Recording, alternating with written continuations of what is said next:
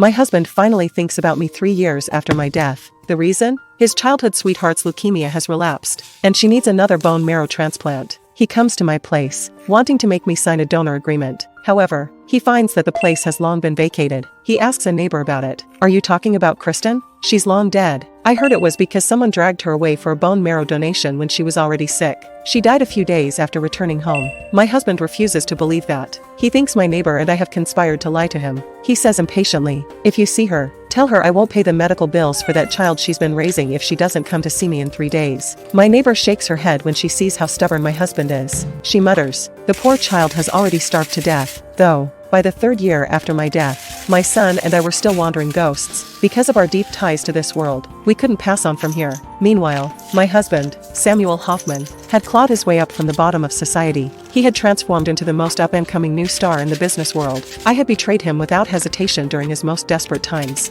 So, he hated me. He hated me so much that he would skin me alive. 3 years ago, he had forced me to donate my bone marrow to his childhood sweetheart, Violet Sampson. At that time, I had been deathly sick. Bone marrow aspiration was an invasive procedure. I didn't know if it was a botched operation or if my low immunity due to my inherent illness was to blame, but I suffered a severe systemic infection a week after the procedure. I then fell into a fever-induced coma and died at home. My 3-year-old son, Toby Hoffman, was left uncared for. Eventually, he died by my side. In all those 3 years, Samuel never visited us, not even once. He didn't make a single phone call. While holding Toby's little hand, I floated in the air. I watched as Samuel kicked at the front gate of the small house that I used to live in. We hadn't seen each other in 3 years, and he had changed a lot. His expression was cold and merciless. It felt so familiar yet so oddly strange. Behind him stood Violet, who was dressed extravagantly and wearing a face mask. Her complexion was rosy, and her figure perfectly proportioned. She didn't look like someone who was terminally ill at all. Toby listened to the grating noise of the door being kicked and hid in my arms in fear.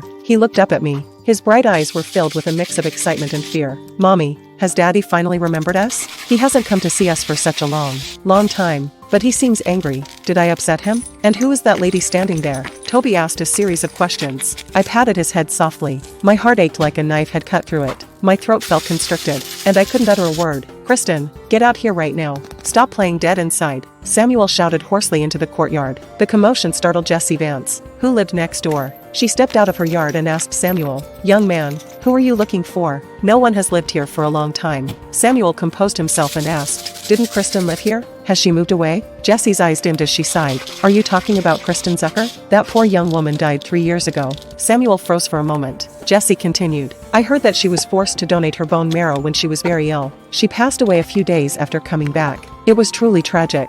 Violet's expression changed, and her face turned pale, as if feeling wronged. She protested. Please don't spread unfounded rumors like that. Ma'am, donating bone marrow is safe and doesn't cause death. If she didn't want to donate her bone marrow to me, she could have just said so. There's no need to jinx herself like this. She deliberately said those words loudly, as if I might be eavesdropping from inside the house. Samuel, who had been dazed, immediately relaxed when he heard Violet's words. The next moment, a mocking smile appeared on his face. He said contemptuously, she likes to play pretend all the time. If she wants to make up lies, she should at least make them believable. She should look up whether anyone has ever died from donating bone marrow. Jessie didn't understand what they were arguing about. She repeated, the poor thing. She died in the house and no one knew for days. Samuel's expression turned icy. He said to Jessie, I don't know why you're helping her deceive me, but please tell her this. If she doesn't show up within 3 days to donate her bone marrow to Vivi, I won't hesitate to cut off the dialysis treatment for that child of hers. Jessie's eyes widened in shock. She shook her head and sighed before turning to go back into her own house. From behind her,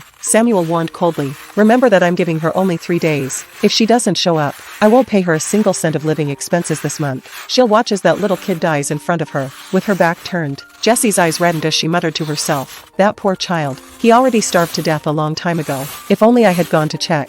Maybe I could have saved him.